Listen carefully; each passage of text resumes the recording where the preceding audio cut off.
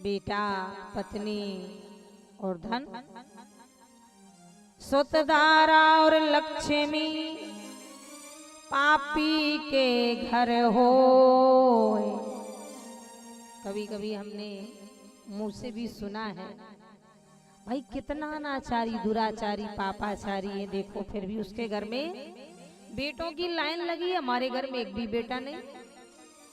सच कह रहे हैं बाबूजी, कई लोग हमसे कहते हैं बहन जी क्या करें, 6-6 7-7 नातनी हो रही हैं और मैं इतने धर्म कर्म करता हूँ, यज्ञ भंडारा भी करता हूँ, पर मेरे घर में एक भी नाती ना भयो। वो देखो कितना दुष्ट पापी है, पर हर बहू को नाती हो रहा है। मैं जितना भी कमाता हूँ मेरे घर में कम है और उसके घर में पैसों का ढेर लगा, तब भी वो दारू मुर्गा सब करता है, सब कुछ खाता, और मेरे घर में प्याज लहसुन भी ना। पर मेरे घर में लक्ष्मी नहीं, और खूब कमाए बहन जी, किसी का धर्म नहीं करे, किसी के बेईमानी नहीं करे, किसी के बारे में बुरा नहीं सोचे। तब मैं कहती हूँ कि तुम पे भगवान की अति कृपा है। एक बेटी 10 बेटों के बराबर है। एक बेटी यजुर्वेद में लिखा है, मैं नहीं बोल रही, ब्राह्मण लोगों से पूछ लेना। एक बेटी को पालना, पालन पोषण करना, पैदा करना 10 बेटों के बराबर है। तो आपसे बड़ा कोई भाग्यशाली हो सकता है। पिता को कहा जाता है परियों का राजा, लड़के को तो नहीं कहा जाता है, बोलो।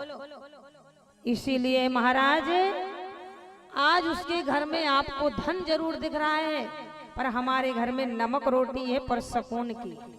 ज्यादा धन हो जाएगा उतना ही डर हो जाएगा, रक्षा का चिंता हो जाएगा, टैक्स लग जाएगा। हम कम से कम दिन भर कमाते हैं तो शाम को सुकून से तो खाते हैं, शाम को सुकून से खाते हैं, टैक्स का चिंता नहीं है, चोरी का डर नहीं है। क्योंकि कहा जाता है कि साईं इतना दीजिए जामे कुटुंब समाए, मैं भी भूखा ना रहूं, साधु भूखा न जा। मेरा परिवार तो पल रहा है, दरवाजे में आया हुआ अतिथि ब्राह्मण संत महात्मा 4 रोटियां खा के जा रहा है, वही सबसे बड़ा पुण्य है। हमारे दादा श्री कहा करते थे कि 4 द्युतियां उसी के दरवाजे में उतरती हैं जो बड़ा भाग्यशाली होता है। धन हुआ तो किस काम का, जिसके दरवाजे में कोई चाय पीने भी न आए, पानी पीने भी न आए, जी हजूरी करने न आए, उससे बोलो वो कोई बड़ा आदमी नहीं है। चलती राह में अगर 10 आदमियों ने कह दिया मालिक राम राम, पटेल साहब राम राम, बोले उससे बड़ा कोई मालिक हो सकता है। और हम धन के मद में घमंड में जा रहे हैं गाड़ियों में, और हमसे कोई राम राम भी ना करे तो हमसे बड़ा कोई अभागा नहीं है। इसलिए सुतदारा और लक्ष्मी पापी के घर हो, संत समागम हरि कथा तुलसी दुर्लभ दो,